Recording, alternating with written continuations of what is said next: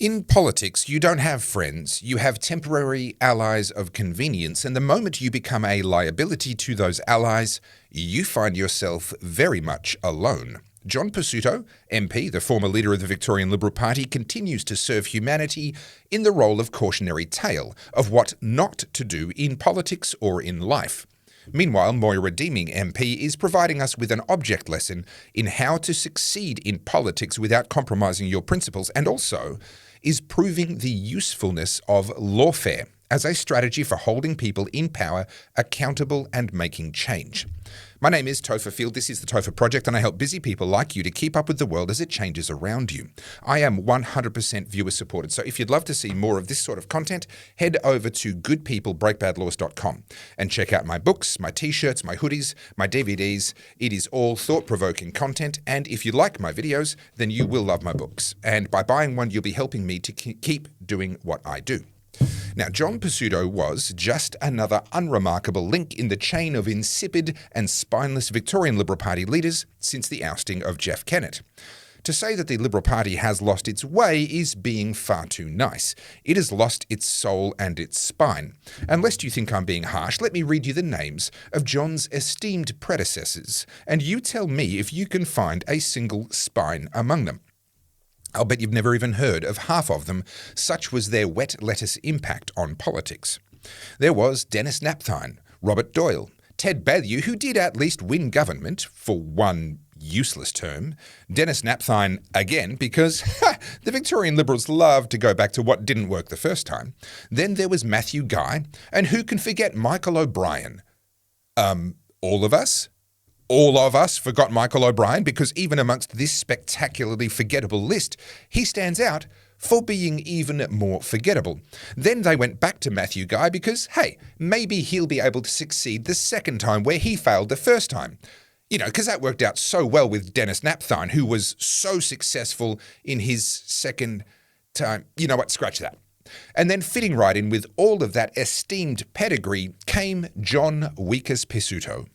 And that's when the trouble started, for him at least. Fast forward just 3 years after he assumed the Victorian Liberal Party leadership, and not only did he not manage to win an election against the human rights abuser Daniel Andrews, but he is now being ousted as party leader, humiliated on the global stage by losing a defamation case against a member of his own party who he tried to destroy by falsely calling a Nazi, that being, of course, Moira Deeming MP. And he is now facing personal bankruptcy, which would lead to him losing his seat altogether and being booted out of Parliament because he is such a wet lettuce that he got beaten by a girl who was on his team. If you wanted to put a face to everything that is wrong with the modern Liberal Party in Victoria and around Australia, it would be this face. The face of the likely soon-to-be bankrupt Member of Parliament, John Pesutto, a man so despised by his own party that despite having been at the highest levels of his party, they won't stump up the money to save him from bankruptcy and instead are choosing to face a likely by-election which they will probably lose, rather than save John Pesutto from himself. Now, he has apparently been able to raise about $500,000 to help towards the $2.3 million legal bill that he faces after his humiliating loss to Moira Deeming. And recently, a GoFundMe was launched to help him make up the remaining $1.8 million shortfall. And to be fair, they set a target for this GoFundMe of $120,000, and they are close to achieving that goal at the time of recording this video. But that means that after passing the hat around his big money buddies, passing it around the Victorian Liberal Party, and making a humiliating appeal to the public, he is still approximately $1.7 million short. And the clock is ticking.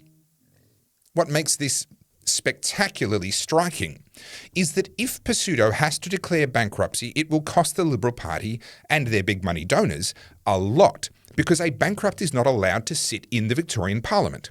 So Pesutto will be forced to step down as the member for Hawthorn, which will trigger a by-election in the seat of Hawthorn, and that seat sits squarely inside the federal seat of Kooyong, which the Federal Liberal Party lost 2 elections ago and failed to win back at the recent election. So it is far from guaranteed that the Victorian Liberal Party would win a by-election in Hawthorn if they were forced to have one. And that makes such a by-election a very expensive proposition. It is routine for by-elections to cost $1 million or more, especially if it's close or contested. And this is not some safe seat where Pesutto's replacement is a shoo-in. The Liberal Party, and by extension their donors, are going to have to spend well over the typical $1 million, possibly more than $2 million, just fighting the by-election, in the uncertain hope of retaining the seat of Hawthorn for the Liberal Party. I mean, surely it would just make more sense for them to drop $1.7 million on saving John Pesutto from bankruptcy, and that way they would be guaranteeing that the Liberal Party will retain the seat of Hawthorn, at least until the next election, when the electorate will have their say about John Pesutto. As of the time of this recording, that's not what's happening.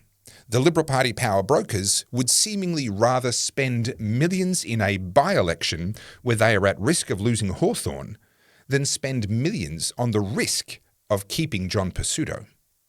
John Pesutto is toxic, and getting rid of him is worth the Liberal Party losing a lot of money and potentially losing Hawthorn.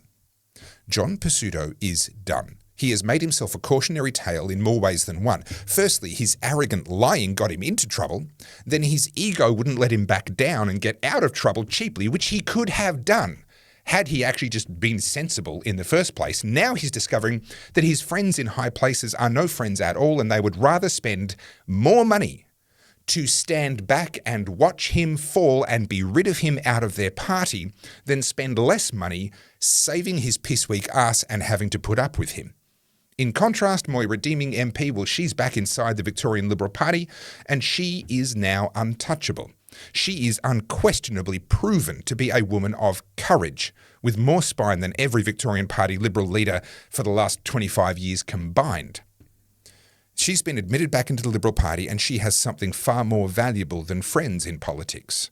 She has fear on her side because she has pierced the veil between professional and personal, causing John Pesutto to pay a personal price for his professional misconduct. This is crucial. I've been saying for years that we won't see change until those in power are being held to account at a personal level for their crimes. It is once our abusers start going to prison, or start going bankrupt, losing their home, perhaps losing their marriages, being publicly dumped on the scrap heap of history with their personal and financial lives left in smoking ruins. That is when we will start to see positive change.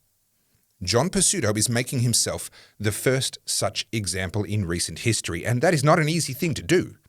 Without taking anything away from Moira Deeming, the fact is that John Pesutto had to be an absolute moron to put himself in such a vulnerable position.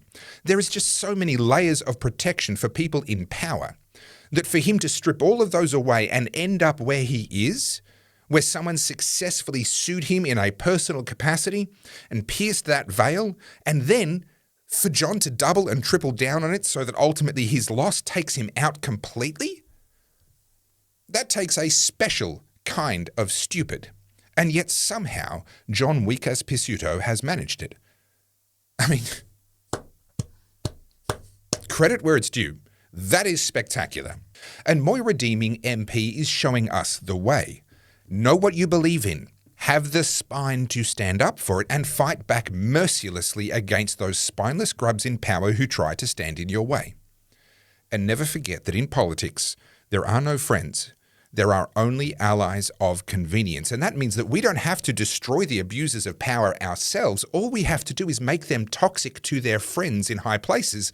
And those friends will do the destroying for us. Now, it must be said that this isn't over yet. John Pesutto may yet pull a rabbit out of the hat and avoid bankruptcy, but I doubt it. He's made himself toxic, and saving him from bankruptcy and keeping him as the member for Hawthorn would be a PR disaster for the Victorian Liberal Party and their donors. And having raised a little over $600,000 so far towards that $2.3 million debt, it seems to me that John's called in every favour that he's going to get.